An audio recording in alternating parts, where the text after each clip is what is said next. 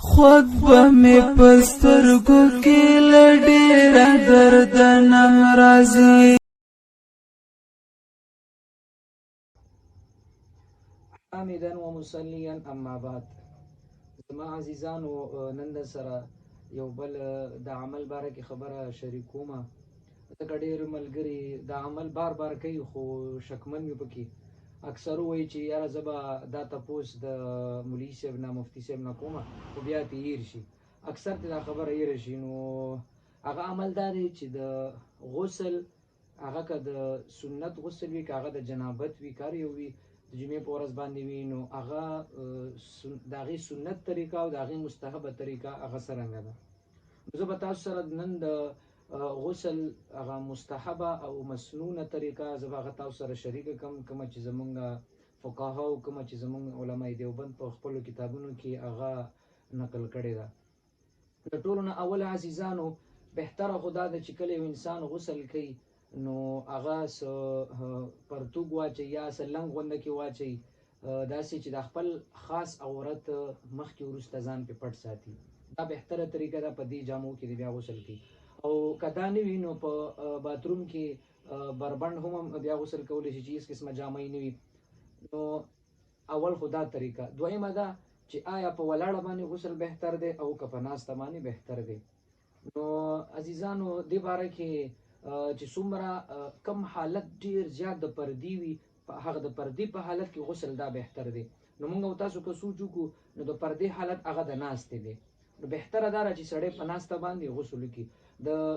زنانو لپاره خو بالکل بهتره مسنون طریقه ده چې هغه په ناسته باندې غسل کوي او سړي که په ولاړه باندې کوي خو چې باتروم هم محفوظ وي مثلا هغې بې پردګي به کیني نو هغه په ولاړه باندې هم کولی شي خو بهتره دا ده چې په ناسته باندې وشي دا د ټولو نه مستحبه طریقه ده دویمه خبره دا وه بله دریمه خبره پکې دا د عزیزانو چې بیا لامبي به څرنګه نو بهترین اسانه طریقه تاسو ته زه ښیم هغه دا ده چې اول به لاسونه ومینځئ بیا به د هغې نه پس استنجا وکړي استنجا دې چې وکړله د هغې نه پس ستا په بدن په کوم ځای باندې چې نجاست څه ګندګي پرېوتې وي هغه نجاست به ووینځي بیا به ورپسې چې کوم دی مکمل اودس وکړي اودس په هغه رنګ اودس وکړي کوم چې ته د مونځ دپاره څرنګه اودس کړې هغه رنګ مکمل اودس وکړه مکمل تر خپیم پکې وینځه بیا چې کله اودس وکړي نو بیا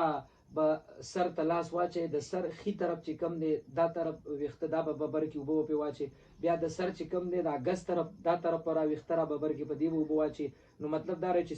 سر به مکمل صفا ووینځي 3 ځله بیا به د هغې نه پس په ښي اوږه باندې اوبه واچوي بیا به په ګسه اوږه باندې چې دی اوبه واچوي بیا به ځان ښه ومږي نو مطلب دا چې اول سر چې کوم دی دا ووینځل بیا ښي طرف بیا ګز طرف او بیا په ټول بدن باندې کم از کم 3 ځله اوبه اچول دا د غسل اسانه او مسنون مستحبه طریقه ده بله یو خبره در سره دا شریکوم ډېر خلک چې کوم دي هغه د اوبو ډېرې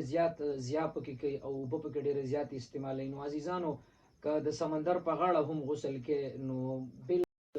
څومره اوبو باندې غسل کېږي د هغې مطابق اوبه استعمالول حالانکې د نبي علیه صلات وسلام باره کې دا هم راځي چې هغه به په 2 مد باندې یو مد باندې مثلا غسل کوله تقریبا 2 کیلو 3 کیلو اوبه جوړېږي په هغې باندې غسل نبي علیه صلات وسلام کړی دی نو بس زموږ فقهاو لیکلي دي چې دومره اوبه استعمالول چې په هغې باندې ستا غسل لپاره کافي وي دومره اوبه استعمالوئ زیاتې اوبه فضول هسې مه ضایع کوئ اوبو سره ډېر احتیاط کوئ دا ډېر لوی نعمت دی نو که د دې نعمت تاسو قدر وکړئ نو یقینا د دې نعمت نه الله تعالی موږ نه محرومه کوي نو دا د غسل هغه مسنون طریقه وه نو